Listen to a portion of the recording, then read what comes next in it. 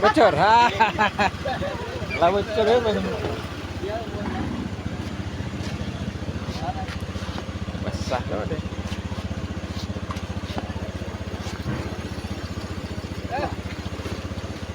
Jepang ya. Kenapa ini besar itu? Nah.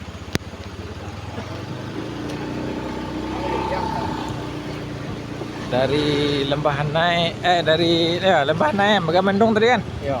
Megamendung menuju Malibuanai. Inilah sisa puing-puing Gelodo. Berhari apa itu pengerjaan apa tu madam tu berhari kira tu?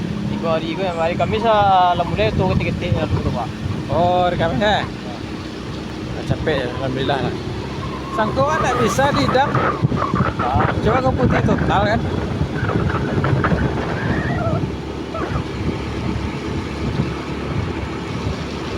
Bagaimana korban sekarang?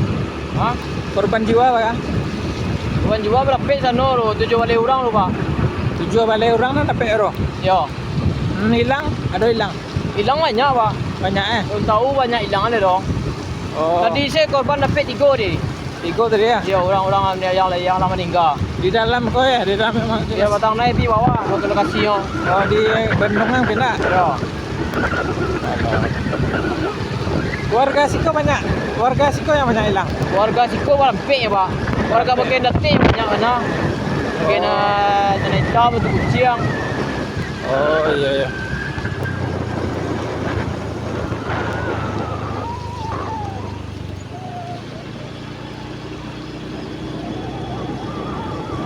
Foto kurang apa warga apa korbannya gimana kok? Salah selamat ya. Ya.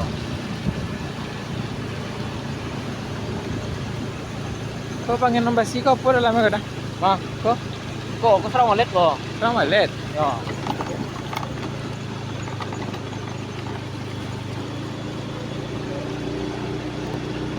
Di tanggal 2 di longsor Tango. Iya. Iko apa kok? Iko bangunan baru Pak. Kau kan nambah tu. Di market kayak buat di hotel. Tapi izinnya dah dapat lah. Iya. Sayang. Tapi izinnya. Saji selamat lah. Masjid Hidayatullah Lembahanai.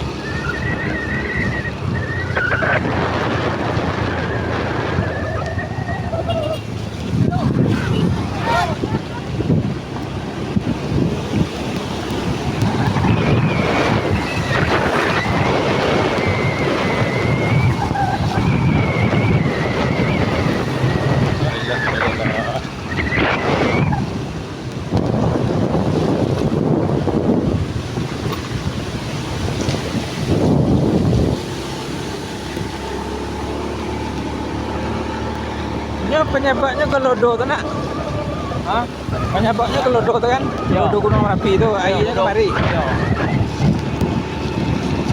Kalau nak kedua kali kan? Ya. Yang pertama nak kanai sekarang kan? Nak kena dong. Kau nak kedua kok. Berarti kan banyak air tu keluar di dalam kawah tu. Banyak air di Gunung Merapi tu Pak. Ya. Air lahar dingin tu. Di mana tak? Di mana apa dah? Di melimpah di atas kok atau tabuk di bawah? Melimpah dia tabuk di bawah Pak. Tabuk di bawah. Ya, ini lahar dingin tu. Oh, ngeri tu. Banyak matu air tu Pak. Oh.